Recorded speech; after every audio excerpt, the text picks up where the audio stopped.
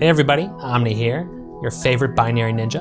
In games where magic is an option, one of the coolest spells ever has to be the classic Mark and Recall. You mark a place you like, and then you can recall back to it via teleportation magic. Today we're going to look at how you can add a Mark and Recall effect to whatever game you're playing. I'll be adding it to Sekiro, but I think this video better serves as a general guide. So it'll be part of my general hacker log series, as opposed to the Sekiro hacker log series. So here's the very first place that we want to be looking at, and it's your coordinate hooking function. This is your hook into the code that's grabbing the player's coordinates and then saving it to a pointer. For example, in my game, the address that contains the player's location struct is known to be in the RBX register at this point, and that gets copied over to where our pointer is. If this is something that you don't have in your game, then you're going to need to do that first. If you don't know how to do this yet, then this video is probably just a little bit beyond you right now, and I really encourage you to look at some videos where I'm getting the player's coordinates. I'll be putting a link below in the description to one of my Sekiro hacker logs, specifically the one that I'm finding the player's coordinates and writing a hook to grab the address to those coordinates and saving it to a pointer. So if you don't know what to do, then just look at that video and then you'll be caught up to speed real quick. Typically, the function of code that you're hooking into to get the player's coordinates should be something that's going off constantly. Otherwise, you can't be sure that the address to the player's location struct is going to be kept up to date for like when you move to a new zone or die. You want that constantly being updated without even having you to move. Again, tips to find functions like this can be seen in my various hacker log videos where I grab the player's coordinates. So here we are in our player coordinates hook function. The very first thing we're going to want to do is allocate 4 symbols that we're going to make use of here. The first of is just going to be a simple flag that's going to tell us whether or not a teleport has been initiated, i.e. if a recall has been requested. We're going to name that teleport. It's going to be set to 0 normally, and it'll be set to 1 when a recall is underway.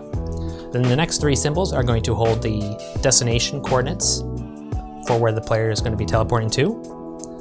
They're going to be each a floating point value, and they will be for each axis. So we're going to have one for the x-axis, we'll have one for the y-axis, and then one for the z-axis. The next thing we want to do that's very important is we want to register all of these as symbols. So then they are essentially public and we can reference them outside of our immediate area of code. So I'll register symbol teleport, register symbol teleport x, register symbol teleport y, and register symbol teleport z. We probably don't need to declare default directives for these, but I like to do it anyway.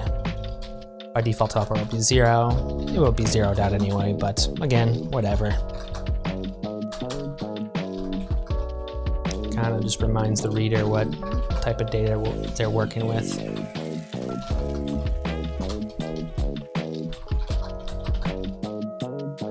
As I mentioned earlier, it's important that we have a player coordinate hook that is being continuously pulled, because it will be somewhere else in code where we initiate the teleport, and it is here where the initiate teleport is acted upon, and those destination coordinates will be loaded into the player coordinate struct. So for the purposes of this video, I got a bunch of stuff going on in my coordinate pulling function here.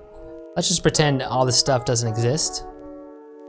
I'm just going to paste this up here. And this is our coordinate pulling function. So you can see here, it just grabs the player's coordinates and then it's gonna exit on out. So here the very first thing that we wanna do is we wanna check if that teleport flag has been set to 1. If it hasn't been set to 1, then we're going to just abort, get the heck out of here. And that's it, that's all she wrote. But if it has been set to 1, then we're going to load those new destination coordinates into our player's coordinate structure. So I'm going to need a spare SSC register in order to do that. So let's back up XMM0 so we can use it. Let's make room on the stack. We're going to just copy contents of XMM0 onto the stack. The bottom here will restore the value that was in XMM0 and restore a stack. We're going to load XMM0 with our teleport X value. This is the destination target X coordinate. From there, we'll just load it onto the player's own X coordinate in the struct. In this game, the player's X coordinate can be found at their player coordinate structure at the offset 80. So we know that RBX is pointing to the player's coordinate structure. And we'll be moving to RBX, plus 80, the new destination X. And we're just gonna do this for every single coordinate. 84 is where the Y is gonna be.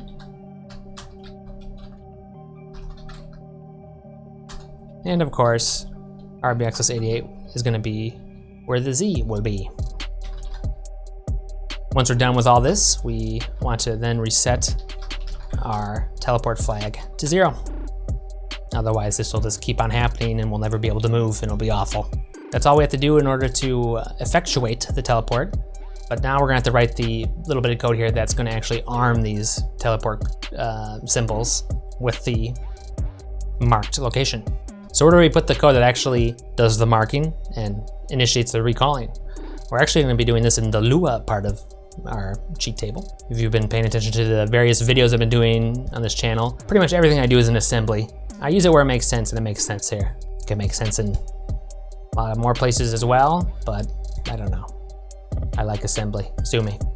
If you've never added Lua to any of your cheat tables before, this is what it's gonna look like. At the very top, you're gonna have a directive here marking the function as Lua code. And at the place where you wish the assembly to resume, you have this little directive here. So let's start writing our mark and recall functions. For the mark code, we're gonna declare a new function. We're gonna name it mark. Very creative, I know. We're gonna load the current X, Y, and Z coordinates for the player into some local variables. So we're gonna grab the current X coordinate. Now, this will vary based on the game you're playing and the way that your hacks are structured. But I typically have my player's coordinates pointed to by a symbol named player coords. And in this particular game, the X coordinate, as I stated earlier, will be located at the 80th offset, hexadecimal, of course. So we're gonna grab the current X there, we're gonna grab the current Y.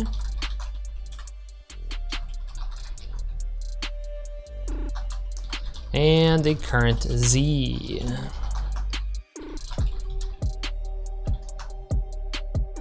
All right, after we just ensure then that none of them are nil,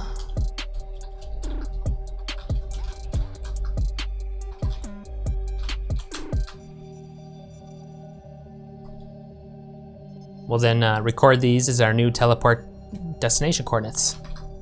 So we'll do right float for teleport to X.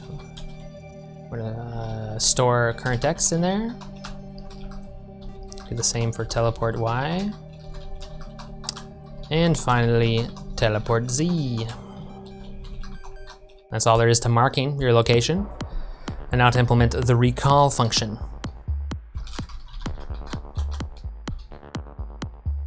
While the majority of the recall work is being done in assembly already, actually all we need to do in the recall function is just write an integer, and you guessed it, maybe, to that teleport symbol. And we're gonna set it to the value of 1 to tell the system that we want to teleport. So that's great. That's all there is to writing a mark and recall function, but how do you actually get them to go off? Well, this is the real reason why we're using Lua here. We're gonna create some hotkeys. And the hotkeys will trigger these functions. So we're gonna create a hotkey for, not hotkey for mark first. And let's bind that to the numpad 4, why not?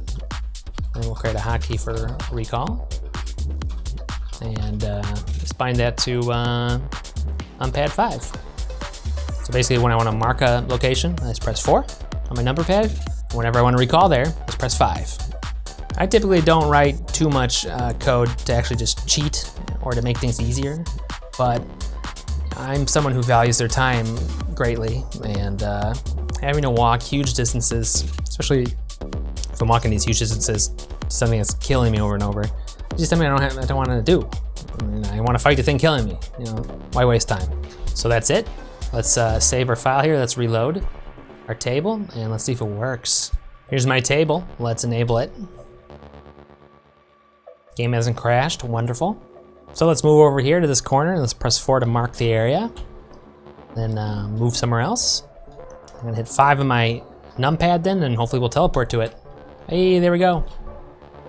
We mark this location right here, and we can just recall to it at will by pressing 5.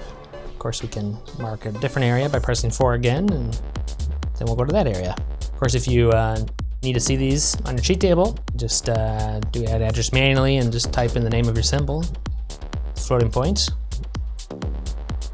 Just say like marked X. This will show you what the coordinate of your marked X is, etc. That's about it. There you go, guys. Hope that was helpful. That's how you add mark and recall to whatever game you're playing. Should work with most games. Some games have some additional issues that might come up that might prevent it from working outright, such as if there's any sort of validation logic that goes off that would prevent a update between 2 values for a particular axis that would cause the player to run into like a wall or some kind of obstacle. There are still ways around that, of course, but then it gets a bit more game specific. If you have any questions, please let me know below. If you liked the video and you like the content, please hit that subscription button. I really appreciate it. And of course, if you want to catch my OmniFight games being played live on stream, you gotta check out my Twitch channel. I appreciate your interest in the content. You have a good day now.